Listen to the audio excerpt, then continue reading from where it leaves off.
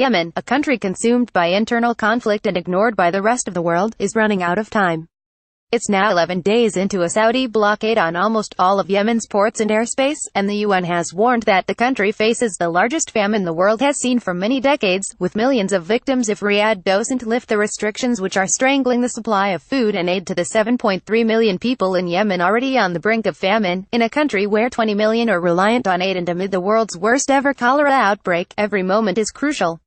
The blockade so far is estimated to have pushed an additional 3.2 million people into hunger. Marib's General Hospital is a beacon for those in need in Yemen. If the status quo remains, 150,000 malnourished children will die within the next few months, the World Food Programme has said, as part of a series of bold moves with ripple effects across the Middle East. Last week, Saudi Arabia retaliated to the 4th of November rebel Houthi ballistic missile from Yemen that was intercepted near the capital's airport, with a complete shutdown of even government-controlled routes in and out of the country. The unprecedented move was designed to show that weapons smuggling to the Iran-backed Houthis would not be tolerated. After international outcry, the UK and EU-supported Saudi Arab coalition reopened some air and sea ports in loyalist areas, but most of the major import routes, including the port of Hodeida, from where the majority of Yemen's imports flow, remain shut.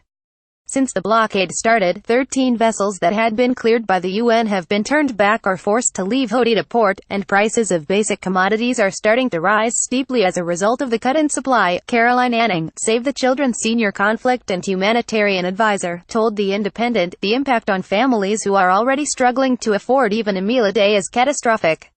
They said the Americans were coming and they were going to try and change things, an injured 20-year-old Houthi fighter says, as well as the proxy powers of Saudi Arabia and Iran, which are back opposing sides in Yemen's civil war. There is a complicated domestic framework encompassing the desires of hundreds of different tribes and political players. On a visit to loyalist Marib province earlier this month, The Independent met local sheikhs who expressed sadness at the humanitarian shame the war had brought to their country, which struggled with high levels of poverty before the war broke out in March 2015. But while political and military figures may have their eyes on the bigger picture, some on the ground don't even know what they're really fighting for. In Marib's General Hospital, where almost every bed was filled by a soldier injured on the front line, one room was empty except for a solitary Houthi fighter, whose only company was the guard outside the door. They told me I'd be fighting Americans and Israelis, the 20-year-old with bandages on his left arm and leg said.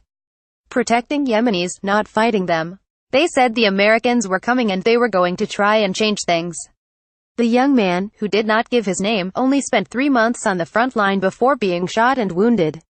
Tribal fighters loyal to the exiled government brought him to Marib, where he effectively remains a prisoner of war. Once his wounds heal, he doesn't know what will happen, but he expressed more worry about his family on the other side of the front line, where cholera is rife and basic foodstuffs and fuel are cripplingly expensive. The new blockade put in place since then has sent food and fuel prices soaring, and the situation is not sustainable. On Thursday, the leaders of the World Health Organization, UNICEF, and the World Food Programme issued a joint appeal for the easing of the blockade. The sentiment was echoed by the UK Foreign Office, which said in a statement the British government is deeply concerned by the risk of a serious deterioration of the humanitarian situation.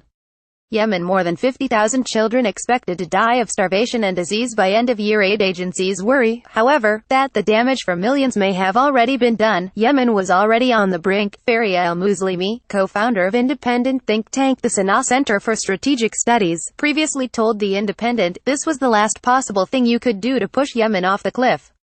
For the first time in the war, even if you have money, it makes no difference. Reuse content.